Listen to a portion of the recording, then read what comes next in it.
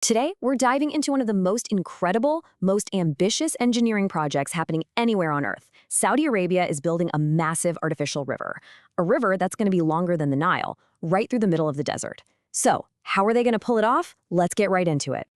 Think about that for a second. It perfectly sums up the crazy paradox that is Saudi Arabia. You have a kingdom with unimaginable wealth from oil, these gleaming futuristic cities, but it's facing a massive crisis over the one thing that money can't just buy out of thin air: water. And this number right here, this is where the story really begins. 0. That's how many natural, permanent rivers exist in the entire country, not one. That single, stark fact changes everything. So to really get why they would even attempt to build a river, you first have to understand just how severe their natural water crisis actually is. I mean, just picture this. 98% of the country is scorching hot desert. And the capital city, Riyadh, it gets a tiny amount of rain all year. Now, throw in a population that has just exploded from 3 million people back in 1950 to over 26 million today. You can see how that puts an insane amount of pressure on a water supply that's barely even there to begin with. So the kingdom's first big attempt to solve this problem, well, it didn't just fail, it actually made things a whole lot worse. They decided to tap into the only water they had left, hidden deep underground. It all started back in the 70s with this grand plan for food security. They wanted to grow their own wheat. It sounds like a great idea, right? But it needed a ton of water. So they started pumping what's called fossil water, this ancient groundwater that's been trapped underground for millions of years. And the results, they were just catastrophic. A NASA mission found they were draining these reserves at an unbelievable 2 trillion liters every single year. By 2016, the situation was so dire, the government had to just pull the plug on the whole project to save what little water was left. And this quote, it just nails the problem perfectly. Fossil water is a one-time resource. Once you use it, it's gone for good, at least on any human timescale. They were literally draining their one and only natural water savings account, and it was about to run out. So you have to ask, where was all this precious water going? Well, take a look at this chart. At the height of the crisis, a mind-blowing 85% of that non-renewable water was being poured onto desert fields to grow wheat. It was a policy that was just, completely unsustainable. Okay, so with their ancient wells running dry, Saudi Arabia turned to a new plan. A solution so bold, so audacious, it sounds like something straight out of a sci-fi movie. The idea? If you don't have a river, you just build one. Let's start with the sheer scale of this thing. The plan calls for a network of underground pipelines stretching for 12,000 kilometers. Just to put that into perspective for you, that is more than double the length of the Nile River, the longest river on the entire planet. It's a man-made river built from the ground up. And what's going to be flowing through this colossal network? The goal is 9.4 billion liters of fresh water moved across the country every single day.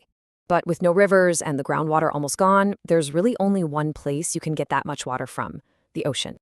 And the whole project, this entire artificial river, is only possible because of one key technology: desalination. It's basically the process of taking salt water from the sea and turning it into fresh, drinkable water. And they do it in 2 main ways.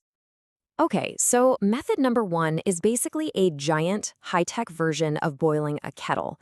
You heat up huge amounts of seawater, and as it moves through these chambers with lower and lower pressure, it flashes into steam, leaving all the salt behind.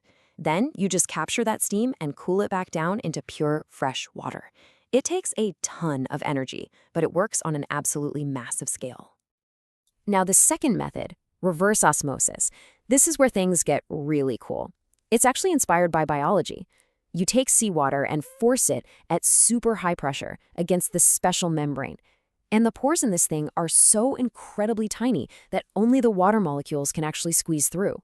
All the salt, the minerals, even bacteria, they get blocked. It is ridiculously precise and way more energy efficient. But, and you knew there was a but coming, right? This technological miracle comes with a very steep price.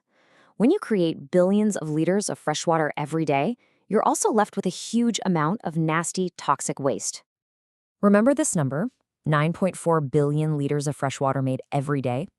Well, for every single liter of fresh water you create, something has to be left behind. And the big question is, what happens to all that salt you took out? Well, this is what's left behind every single day. 329,000 tons of a super concentrated, salty sludge that they call brine. Now, it's hard to even wrap your head around a number that big. So let's try this. Imagine 1,645 blue whales, the biggest animal on the planet. That is the equivalent weight of toxic brine that gets pumped back into the ocean every single day. And dumping all of that hot, incredibly salty brine has some really serious consequences. It jacks up the local sea temperature and the salinity, which creates these toxic dead zones. The coral reefs get bleached, fish and other marine life can't survive, and it threatens the entire coastal ecosystem. So this creates a massive new environmental challenge. How is Saudi Arabia planning to deal with it? And what does this whole project really mean for the future of water? Well, this is where the innovation continues. They're developing some pretty clever solutions. On one hand, you have things like deep-sea diffusers, which helps spread out the brine to lessen its impact. But what's even more exciting is this idea of brine mining, actually extracting valuable minerals like magnesium and potassium right out of the waste. You could literally turn a dangerous pollutant into a profitable product. I mean, what an incredible turnaround this is. A nation that was once defined by its total lack of water is now on track to become a global leader in water technology. So much so that they're hosting the World Water Forum in 2027. That's a truly amazing shift. And really, that's what this whole thing is about. This project isn't just a bunch of pipes and pumps. It's a statement.